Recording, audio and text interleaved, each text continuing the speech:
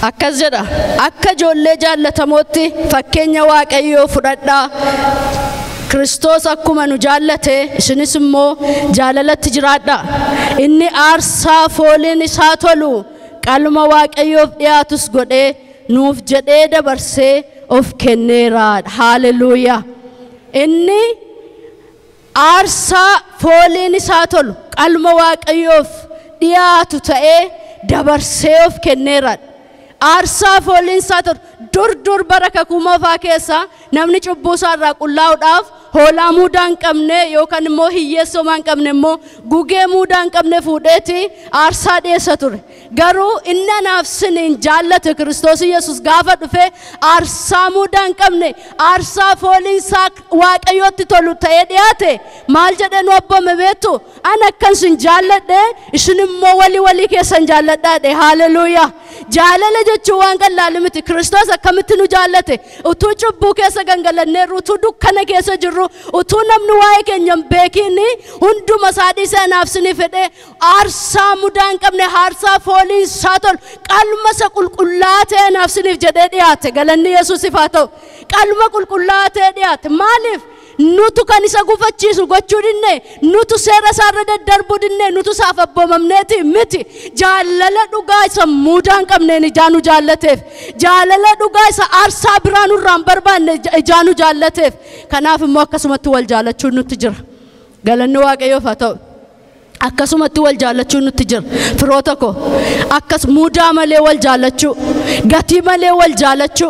abaluu isa kana jaanaa godheef abaluu isa kana jaana gargaareef baay'een jaalladha abaluu immoo jaamaanaan godhineef badhaadhimma isaan qabu akkasumatti jaalalli inni Kiristoos eenyumtu kiristaanas haa ta'u warra Kiristoos hin taane jaalala dhugaa itti argisiisuu keenyaan lubbuu baay'ee gara mana waaqayyootti deebisuu dandeenya jaalala isa kan Kiristoos ta'e mul'isaa deemuu keenya innaa Kiristoositti qabamne deemnu jaalala sana mul'isaa deemuu keenyaan isheen ikkoo warra kaanirraa adda inni ikkoo warra kaanirraa adda pheenxee baay'ee argeera pheenxee akka ishee garuu hin argine akkasiniin jedha namni innaa jaalala Kiristoositti qabamtanii jiraattan innaa jaalala Kiristoos mudaan qabne nu jaallate san dabarsinee walii keenyaaf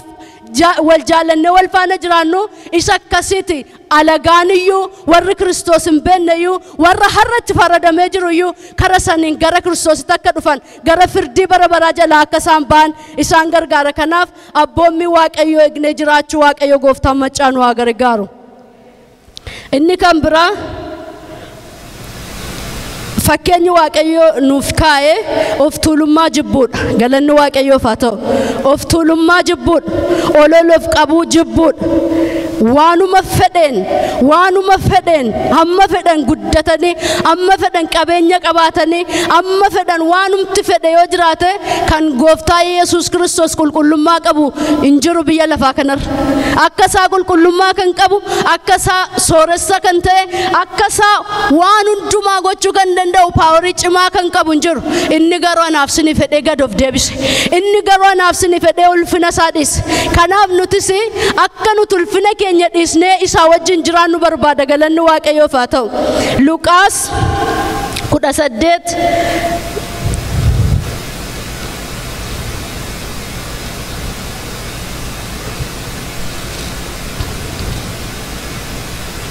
18 lakkoofsa 9 hanga 14 akka jedhanan dubbisa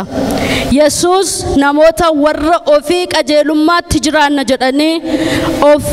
amanatanii warra kaan hundumaa immoo tuffatanii fakkeenya kana dubbate jarreen lamaan kadhachuudhaaf mana qulqullummaatti ol galan isaan fariisicha tokkoo fi namicha qaraxa fuudhu tokko turan fariisichi fuula dura dhaabbatee garaa isaa keessatti yaa waaqayyo akka namoota warra kaanii warra saamtuu jalloota ejjituu yookis akka qaraxxuu kana iyyuu waan anaan hin ta'iniif sin galateeffadha torban keessaa guyyaa lama nan tsoomaa waanan argadhu hundumaa keessaas 10 keessaa tokko nan baasa jedhe inni qaraxa fuudhu sun garuu achi fagaatee dhaabbatee ija isaan illee gara waaqaatti olin ilaalle qoma isaa rukkutachaa yaa waaqayyo ana nama cubbamaa nama cubbamaatti araarami in jedhe ture malee egaa isa fariisicha sana irra namichi qaraxa fuudhu kun Waaqayyo duratti qajeelaa ta'ee gara mana isaatti akka deebi'e isinittan himaa kan ol qabu hundinuu gad hin deebifama kan gad of deebisu immoo ol hin qabama jedhe ameen. Galanni Waaqayyoof haa ta'u. Maal hubannaas keessatti namichi kun namicha fariisicha yookaan immoo warra seera eeguudhaan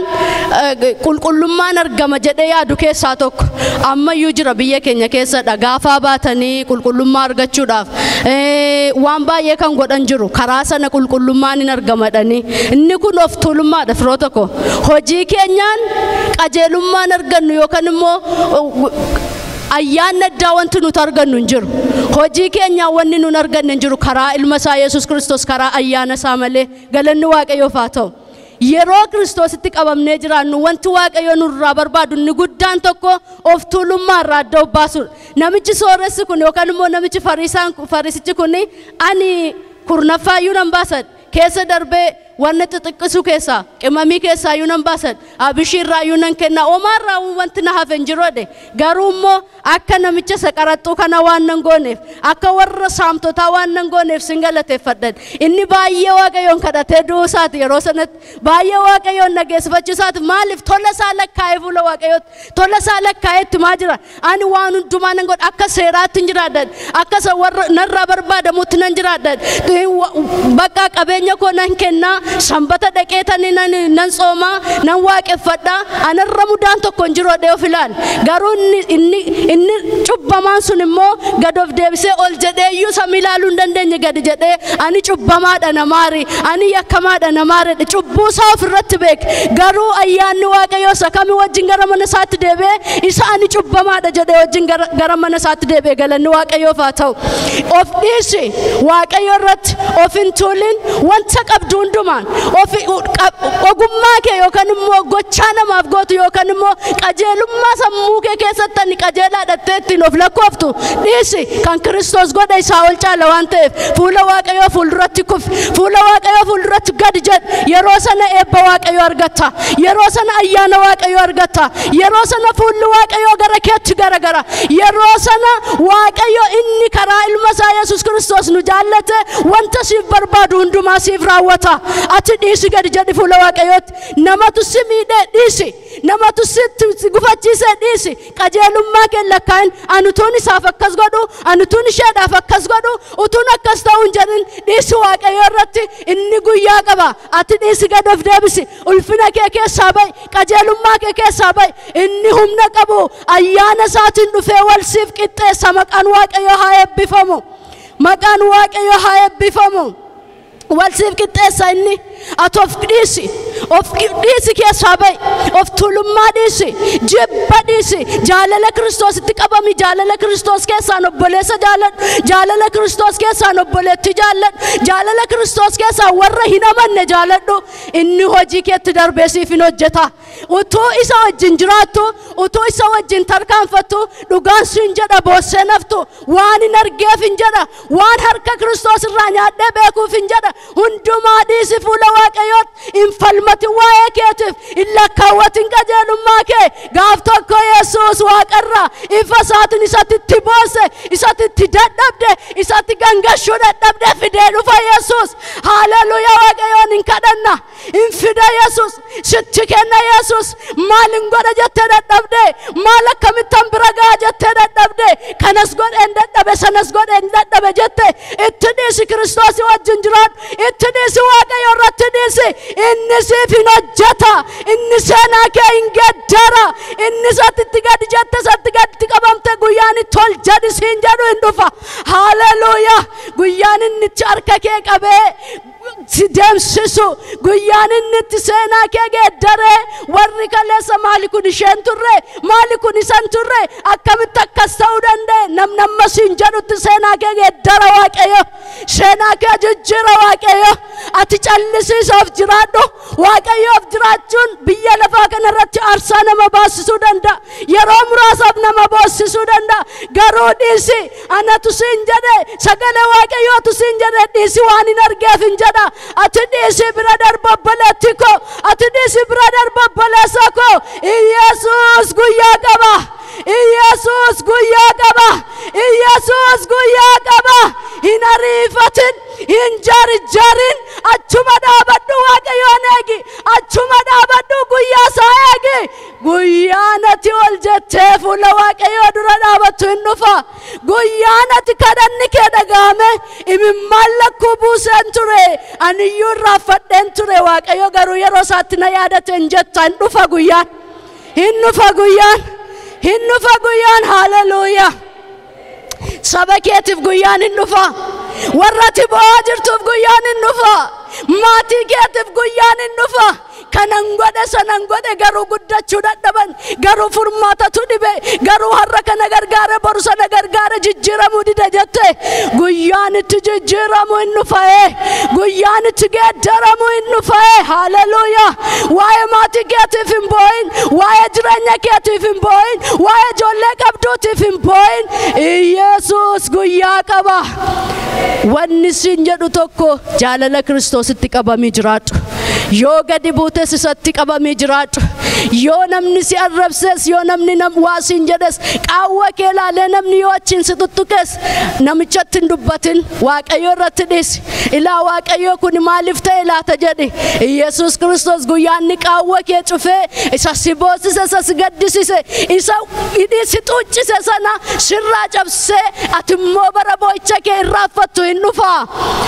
dhufa callisi waaqayyo fuulduratti taayate obsi akka Haannaa obsi akka Haannaa maali dubartiin kun fayyaan qabdu hin machoofte jedhe lubisuun maali halkanii guyyaa boossi maal taate nagaan qabdu jedhe isheen garuu waan gootu beetti isheen garuu waan yaadde beetti kanaaf calliste waaqayyotti kennite gaafa namni machoofte jedhuunis waaqayyo ilaali jettee dhiiste garuu mee yeroon waaqayyo yeroo ga'e guyyaan waaqayyo yeroo ga'e Haannaan ililleedhaan fuula waaqayyo dhaabatte mucaa ishee hammattee ililleedhaan fuula waaqayyo dhaabatte warri ishee hammeessan hundumtuu warri quba isheetti qaban hundumtuu hin qaanaani siifis guyyaan jira siifis yeroon jira guyyaan ati ililleedhaan dhaabbattu hin dhufa guyyaan ati waaqayyoon galateeffattu hin dhufa gadadoo kee hundumaa fuudhi waaqayyo irra kaa'i wanti waaqayyoof dadhabame tokko hin jiru waaqayyo hundumaa hin danda'a dhukkubsataa fayyisuu hin danda'a waaqayyo kalee fayyisuu hin danda'a waaqayyo hidhaa hiikuu hin danda'a waaqayyo kaansarii fayyisuu hin danda'a waaqayyo cubbuu ati irraa hiikuu dadhabde irraa si fageessuu hin danda'a waaqayyo itti of kenni ati harka isaa jala of galchi ati jireenya keetti isumatti of kenni haleluuyaa gooftaa koo maqaan kee eebbifamu waan nuti dubbatteef waaqayyo maqaan kee eebbifamu yaa waaqayyo gooftaa natti qabamaa jiraadhaa jette anatti qabamaa jiraadhaa fakkeenya koo fudhadhaa jiraadhaa jette anaaf yaa waaqayyo firoota kanaaf dabarsitee of kennite si jalatti qabamnee jiraachuu akka dandeenyutti nu gargaari yaa waaqayyo sitti qabamnee jiraachuu akka dandeenyutti nu gargaari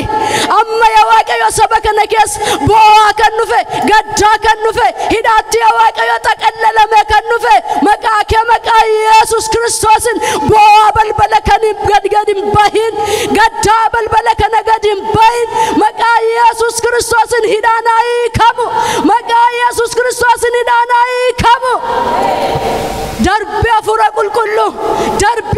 qulqulluu hin dandeessa hidhaa hiikuu hin dandeessa gooboo qajeelchuu hin dandeessa seenaa geeddaruu hin dandeessa yaa waaqayyo gooftaa Yesuus isa abdii dhabetti abdii horuu maqaa Yesuus Kiristoosin namni si eeggatu namni yaa waaqayyo gooftaa ija isaa banee gara kee ilaalaa jiru amma waan barbaadu argatu darbi hafuura qulqulluu hojii kee hojjedhu Yesuus hojii kee hojjedhu Yesuus waan nuti dubbatteef ulfaadhu isa nuuf fannifame isa nuuf du'e ilma kee Yesuus Kiristoosin ilaalle jaalala isaa keessa jiraachuu akka dandeenyutti nu gargaari. Fooniif dhiiga isaa fudhachuudhaaf yaa Waaqayyo qophoofne jirra. Maqaa Yesuus Kiristoosin firdiidhaaf akka nuun qopheessine yaa Waaqayyo Gooftaa isatti nutti dubbatte isatti ittiin jiraadhatte dubbii keetti qabamne yaa Waaqayyo Gooftaa gonfoo bara baraatiif akka ittiin qophoofnu yaadannoon isaa yaadannoo dhugaa akka nuuf ta'u maqaa Yesuus Kiristoosin ati nu gargaari. Waan nutti dubbatteef ulfaadhu hidhaa keenya waan hiikteef ulfaadhu maqaan kee bara baraan haa eebbifamu maqaa Yesuus Kiristoos jettee. Ameen.